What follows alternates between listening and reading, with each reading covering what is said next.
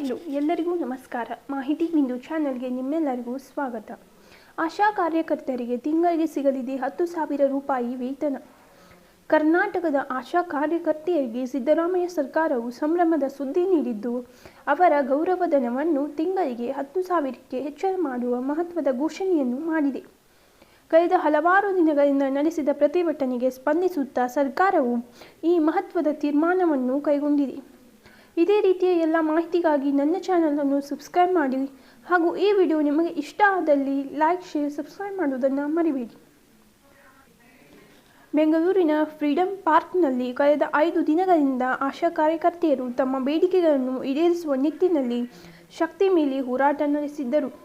15,000 ಮಾಸಿಕ ವೇತನ, ಯೋಜಿತ ಇನ್ಸೆಂಟಿವ್ಗಳು ಮತ್ತು ಉದ್ಯೋಗ ಭದ್ರತೆ ಸೇರಿದಂತೆ ವಿವಿಧ ಬೇಡಿಕೆಗಳನ್ನು ಒತ್ತಿಸಿ ಪ್ರತಿಭಟಿಸಿದ್ದರು. ಈ ಪ್ರತಿಭಟನೆಗೆ ರಾಜ್ಯಾದ್ಯಂತ ಗಮನ ಸೆಳೆಯಿತು.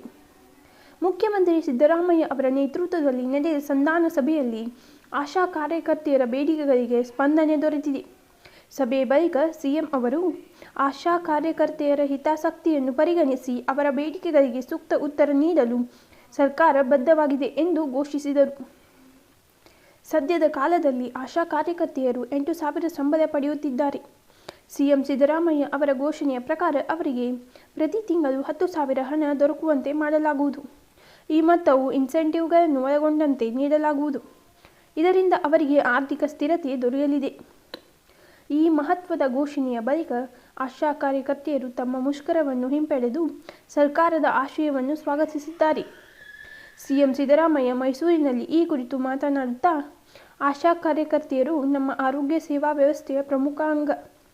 ಅವರ ಶ್ರಮಕ್ಕೆ ಗೌರವ ನೀಡಿ ಅವರಿಗೆ ಉತ್ತಮ ಜೀವನ ಮಟ್ಟವನ್ನು ಒದಗಿಸಲು ನಾವು ಬದ್ಧರಾಗಿದ್ದೇವೆ ಎಂದು ಅಭಿಪ್ರಾಯ ವ್ಯಕ್ತಪಡಿಸಿದ್ದಾರೆ.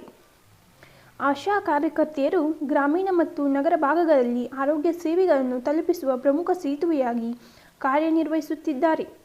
ಜನಸಾಮಾನ್ಯರಿಗೆ ಆರೋಗ್ಯ ಸೇವೆಗಳ ಲಭ್ಯತೆಯನ್ನು ಸುಲಭಗೊಳಿಸುವಲ್ಲಿ ಅವರ ಪಾತ್ರ ಅಪಾರವಾಗಿದೆ. ಸರ್ಕಾರದ ಈ ಘೋಷಣೆ ಆಶಾ ಕಾರ್ಯಕರ್ತೆಯರ ನಿಷ್ಠೆಯನ್ನು ಮತ್ತಷ್ಟು ಬೆಂಬಲಿಸುತ್ತದೆ.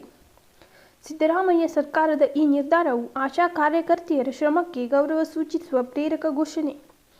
ಇದು ಕೇವಲ ಆರ್ಥಿಕ ನೆರವಲ್ಲ, ಆಶಾ ಕಾರ್ಯಕರ್ತೆಯರ ಸೇವೆಯನ್ನು ಸಾಮಾಜಿಕವಾಗಿ ಸ್ವೀಕರಿಸುವ ನಿಲುವಿಗೆ ಸಾಕ್ಷಿಯಾಗಿದೆ.